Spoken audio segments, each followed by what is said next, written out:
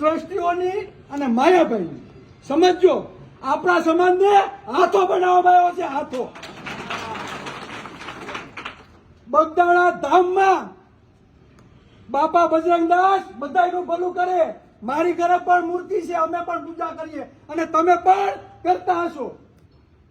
આપણો સમાજ હંમેશા સેવાભાવી રહ્યો છે. બગદાણાના આજુબાજુના જેટલા પણ તાલુકા તમે લઈ લો, બગદાણા ધામમાં બાપા બજરંગદાસ ઉપર બધાયનો અપૂત શ્રદ્ધા છે કે નહીં?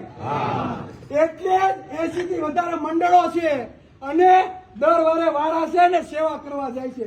જાય છે કે નથી જતા? આપણી બહેનો દીકરીઓ વાસણ ઉટકે છે, આપણા ભાઈઓ પીરસે છે. સેવાનું કોઈ પણ એવું કાર્ય નાનું નથી ગણતા અને દિલથી કરે છે. કરે છે કે નથી કરતા? આપણા સમાજે હંમેશા શ્રદ્ધાના નામે ખાલી સેવા કરી જાય છે. શું કર્યું છે? સેવા. જયારે ટ્રસ્ટ બનાવવાની વાત આવી એટલે મજા આવે, બધા ગોઠવાઈ ગયા અને આપણે હજુ શું કરીએ છીએ? સેવા કરીએ છીએ કે નથી કરતા? તો ખરેખર જો સેવા કરવી હોય તો આ સમાજને કઈ ફાયદો થાય ને એવી સેવા કરો. એવી સેવા આપણે કરવાની, મેવા ખાવાના બીજાને અને ધોકા ખાવાના કોને? કોને ધોકા ખાવાના?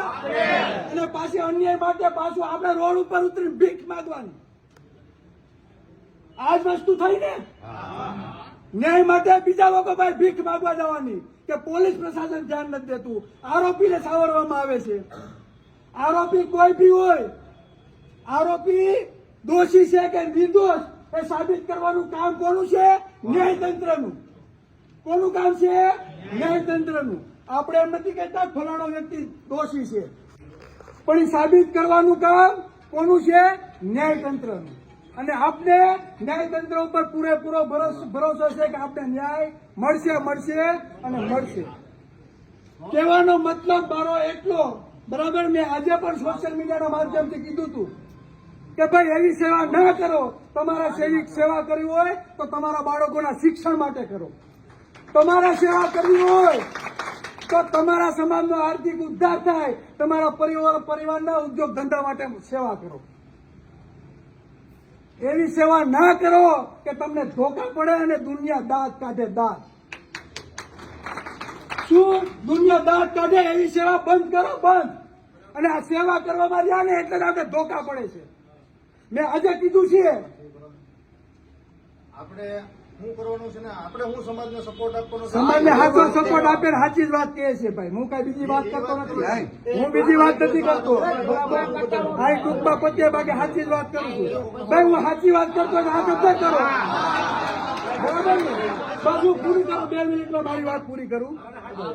2 મિનિટ નહીં વાંધો આવું નથી આપવા, આપણે ટૂંકું જ કરીએ.